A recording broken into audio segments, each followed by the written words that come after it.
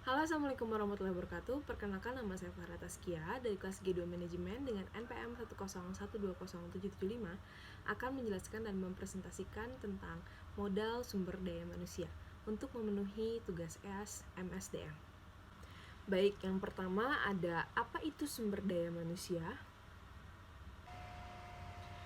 SDM atau sumber daya manusia adalah suatu potensi yang dimiliki oleh setiap orang untuk mewujudkan sesuatu sebagaimana makhluk sosial. Atau sumber daya manusia itu kemampuan daya pikir dan daya fisik yang dimiliki seorang individu dan berperilaku dipengaruhi oleh keturunan maupun lingkungannya, serta bekerja karena termotivasi oleh keinginannya untuk memenuhi kepuasannya. Berikutnya ada definisi modal sumber daya manusia.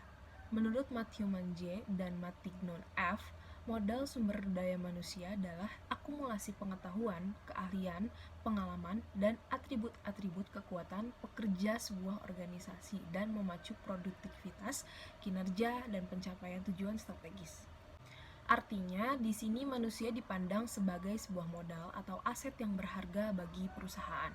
Hal ini tentu berbeda dengan saat manusia dianggap sebagai sumber daya yang dapat dipecat kapan saja saat sudah tidak produktif lagi. Artinya, saat manusia hanya sebagai sumber daya dan berhenti, seluruh pengetahuan, keahlian, dan keterampilannya sudah tidak digunakan lagi oleh perusahaan. Sumber daya manusia atau SDM di sini dinilai sebagai faktor sentral yang strategis dibentuk untuk menjalankan berbagai kepentingan visi perusahaan. Jadi, pada lingkungan dunia dewasa ini telah terjadi perubahan pandangan mengenai berbagai sumber daya yang bersifat strategis bagi perusahaan. Selanjutnya ada aset yang terlihat atau tangible asset. Perubahan tersebut yaitu dari dominasi sumber daya yang bersifat fisik atau tangible asset ke arah aset yang tak berwujud atau intangible asset. Munculnya pandangan bahwa pengetahuan sebagai sumber daya perusahaan yang sangat strategis didasari kenyataan bahwa pengetahuan dapat digunakan untuk mengembangkan daya saing perusahaan yang bernilai.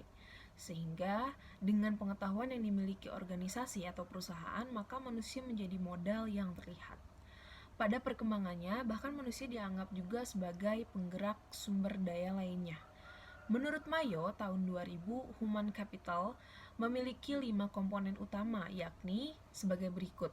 Yang pertama ada individual capability atau kemampuan individual, yang kedua ada individual motivation atau motivasi individual, yang ketiga ada leadership atau kepemimpinan, yang keempat ada the organizational climate atau suasana organisasi, dan yang terakhir ada work group effectiveness atau efektivitas kelompok kerja. Selanjutnya ada aset yang tidak terlihat atau intangible asset. Aset yang tidak terlihat merupakan lawan dari aset terlihat atau tangible asset, meski keduanya memiliki kepentingan yang sama. Sebagai contoh, intangible asset dapat dilihat pada pengenalan produk, pengenalan merek, inovasi, pengetahuan, modal, sumber daya manusia, dan sebagainya.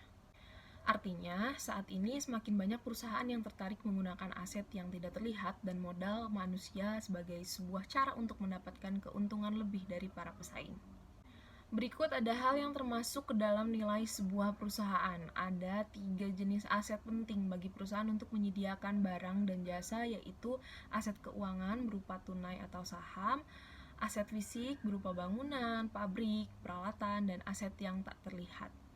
Aset yang tak terlihat adalah suatu jenis aset perusahaan termasuk modal sumber daya manusia, modal konsumen, modal sosial, dan modal intelektual. Human capital merupakan salah satu komponen utama dari aset tidak terlihat atau intangible asset perusahaan. Namun, selama ini biasanya penilaian terhadap kinerja perusahaan lebih banyak menggunakan sumber daya yang bersifat tangible asset.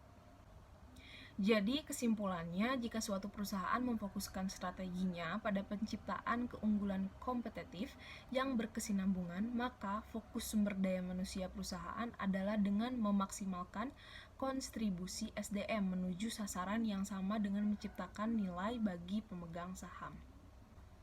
Terima kasih, sekian presentasi dari saya. Maaf jika ada kekurangan. Assalamualaikum warahmatullahi wabarakatuh.